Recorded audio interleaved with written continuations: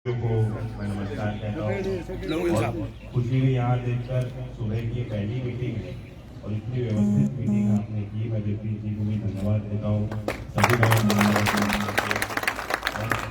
इन सभी हमारे दलों के गठबंधन के साथियों को। ये फैसले की घड़ी है और इस घड़ी को, इसकी अहमियत को आप सब जानते हैं। ये वक्त आपका है। 5 साल तो आपको पूछना पड़ता है, लड़ना पड़ता है, मांगना पड़ता है और ये वक्त हुआ है कि जो आपसे मांगा जा रहा है और आपको तो 5 साल में इंतजार नहीं करना पड़ा। तो आपको खास हो, खास वीआईपी खतौली वीआईपी कॉन्स्टिट्यूएंसी हो गई। देश के राजनीतिक चर्चाओं में आप पहले से हो, मुजफ्फरनगर के हो और आज विशेष तौर पर निगाहें आप पे हैं। मैं हरलाल जी को धन्यवाद देता हूँ। राजस्थान की धरती से आके पीले चावल आपने दिए हैं। आप यहाँ से गुड़ लेके जाना। गुड़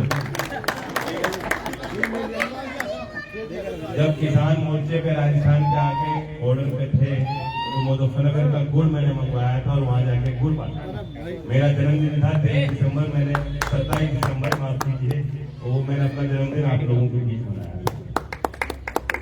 मुजफ्फरनगर की गुड़ की मिठास दूर तक पहुंचे। यहाँ क्षत्रिय कौम के लोग रहते हैं। क्षत्रिय के मायने कि किसी भी जाति में हो, लेकिन जब पैदा हो तो मुजफ्फरनगर की धरती से हो तो क्षत्रिय हो, क्योंकि आपको अपना हक लेना आता।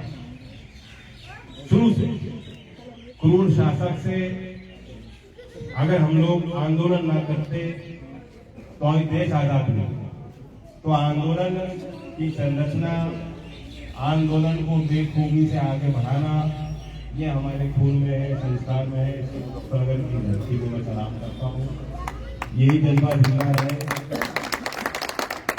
और लड़ना तो पड़ता ही है। भले ही हमारे लोग हो, आज हमारे सत्ता हमारे हाथ में ही है देश की, लेकिन फिर भी जूझना पड़ता है, क्योंकि देश की व्यवस्था ऐसी है, लोकतंत्र होने के बावजूद मानव प्रवृत्ति ऐसी होती है कि जिसके हाथ में ज्यादा ताकत आ जाती है वो दुरुपयोग करता है। जिसके हाथ में ज्यादा लाठी आप सौंपते हो वो लाठी अपनों पर चलाना शुरू करता है।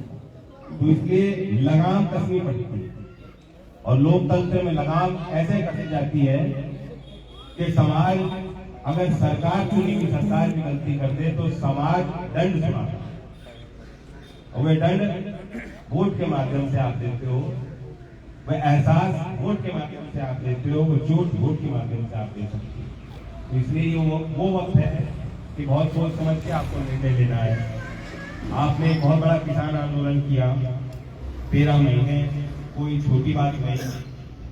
हमारे पश्चिमी यूपी के लोग तो ज्यादातर गुरिल्ला वॉरफेयर करते हैं। मैंने देखा कितने बड़े बड़े आंदोलन में मैं गया हूँ, हम लोगों को चिंता सताती है कि जल्दी फैसला लो, ये लोग तो वापस लौटने लगे। हाँ, क्योंकि आदमी बेचैन होता है। कितने दिन बैठे रहोगे? क्यों बैठे रहोगे? काम है, जिम्मेदारियां हैं, गांव है, परिवार है, सारे खेत है, सब काम संभालना है। लेकिन ये अनोखा आंदोलन रहा जो 13 महीने तक लोग डटे रहे। शायद आजाद भारत में इस तरह का अनोखा ही एक्सपीरियंस पहली बार ही हम लोगों को करना पड़ा और मजबूरी में, कोई चाहता नहीं था। हम भी ये चाहते हैं कि आंदोलन हमारे इतने प्रभावी हो कि चंद घंटों में हम लोग जो कराना चाहते हैं अपनी सरकारों से करा दें। लेकिन ये हम लोगों की कमजोरी का प्रतीक है कि 13 महीने हम लोगों को बैठना पड़ा और उठ के हम लोग घर लौट आए अपने आप को ये बता के कि हम जीत के। लेकिन हमारी जीत में दर्द नहीं हुई है, क्योंकि अभी भी जिन विषयों को लेके आप गए थे वो अभी वहीं के वहीं है। सरकार ने झूठा दिलासा दे दिया और गुड़ दिखा के डरा मार दिया। अभी दिया कुछ नहीं है। किसानों की हालत ज्यों की त्यों है।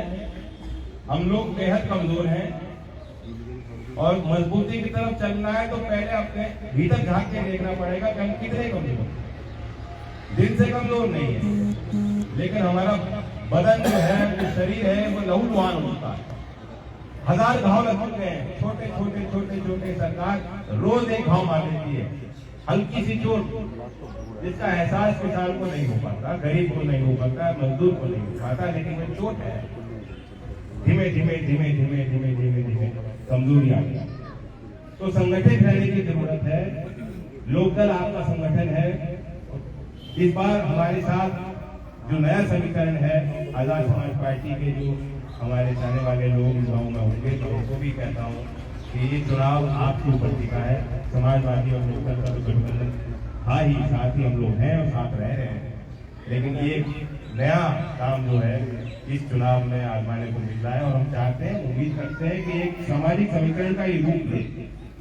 मैंने देखा है कि चुनाव में जो लोग साथ वोट करते हैं वो कभी झगड़ा नहीं करते आपस, क्योंकि उनको दिखाई देता है लाभ साथ रहने का, एक दूसरे को सम्मान देने।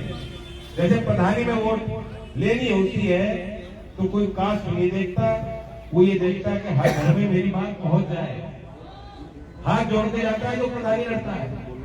लेकिन फिर बड़े चुनाव में हम लोग बढ़ जाते हैं जात पात। लेकिन इस बार ये समीकरण हमारा बन रहा है कि जात पात से ऊपर उठकर ये मान सम्मान की बात है। और आपको तो छुटकारा मिल गया। यहाँ के लोग थे जिनके हाथ में सारी चीजें थी, वे रोज जलील करते थे। तो व्यवहार कुशल व्यक्ति हो जिसके हाथ में बागडोर हो, तो कम से कम आप अपनी बात कह तो सको। हल सबके नहीं निकलते, समस्याओं का हल निकालना असंभव है। मैं आज भी कह रहा हूं कि हम तो विपक्ष में बैठे, लेकिन कम से कम जन सुनवाई करना, एक मुद्दे को एक मुकाम तक पहुंचाना, संघर्ष करना, ये लोकदल के विधायकों की खूबी है और रहेगी। राज्यपाल जी हमारे विधानमंडल दल के नेता हैं, बता सकते हैं। मैंने अपने विधायकों को एक ही बात कहा है कि जनता की सुनवाई अच्छे व्यवहार के साथ हो। जो हमने मुद्दे रखे थे घोषणा पत्र में सरकार के, अगर घोषणा पत्र में कोई मेल हो तो हम दबाव सरकार पे बनाए कि घोषणा पत्र को पूरा करें, और ना करें तो मुख्य बात रखें। आज शिक्षा और स्वास्थ्य के स्तर को लेकर कोई बात नहीं करता है। बीजेपी वालों ने बड़ा दावा किया कि हमने इतना राशन बांट दिया, लेकिन राशन बांटा, मैं पूछना चाहता हूँ, राशन बांटा कुपोषण से हमारी हालात दयनीय क्यों है?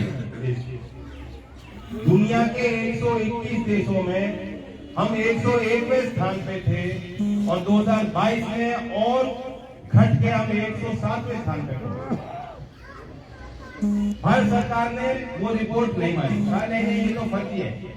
लेकिन भारत सरकार के आंकड़े में आपको बता रहा हूं कि उनके अनुमान से उत्तर प्रदेश में सिर्फ 6.1% बच्चे 6 महीने से लेकर 2 साल तक की जिनकी उम्र बच्चों की है, सिर्फ 6.1% बच्चों को पर्याप्त पोषण मिल रहा है। अगर 6% बच्चों को ही पर्याप्त पोषण मिल रहा है तो हम ये कैसे दावा कर सकते हैं कि जो पर्याप्त राशन है, राशन की प्रणाली है, वो जनता तक पहुंच रही है। जब पोषण बच्चों को नहीं मिल रहा है तो हम ये कैसे मान लेंगे कि बच्चे बड़े होंगे तो अच्छे नागरिक के रूप में प्रतिस्पर्धा में, खेल में, दूसरे क्षेत्रों में वो कुछ कर पाए। हम सब बराबर हैं, वोट बराबर है, संविधान बराबर है, कानून बराबर है, लेकिन माँ की गोद में 15 बच्चे बराबर नहीं है। एक अमीर घर में 15 बच्चा, मध्यम वर्ग में 15 बच्चा, और गांव में 15 बच्चा, और गरीब के घर में, मजदूर के घर में पैदा हुआ बच्चा बराबर नहीं होगा, सिर्फ इसलिए कि हम सही पोषण सही समय पर नहीं गए।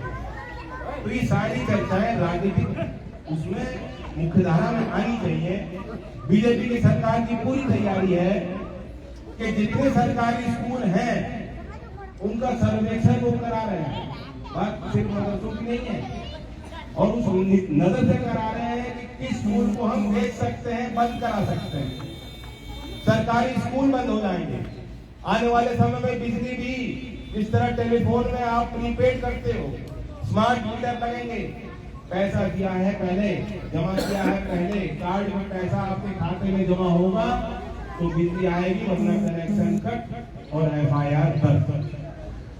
ये सारी व्यवस्थाएं, ये सारे बोझ आपके कंधों पे बढ़ने वाले हैं। इसलिए अगर आज हम लोग खड़े नहीं होंगे, ये नहीं कहेंगे भाई तुमने लानत है ऐसी सरकार पे जो गन्ने का भाव घोषित नहीं करना चाहती, लानत है ऐसी सरकार को जो अपने आप को राष्ट्रवादी कहते हैं लेकिन आर्मी के जवानों को पेंशन नहीं देना चाहती, लानत है ऐसी सरकार जो स्वास्थ्य और शिक्षा की व्यवस्था जनता तक पहुंचाना नहीं चाहती। ऐसी सरकार हमें नहीं चाहिए। तो 5 तारीख में सरकार थोड़ी बदलेगी लेकिन एक करारा सा झटका आप दे सकते हो। हमारे यहाँ रागनी गाई जाती है तो ऐसा करता है मतलब सब लोग समझ जाते हैं क्या मतलब है तो ऐसा करना है 5 तारीख में, ठीक है? धन्यवाद।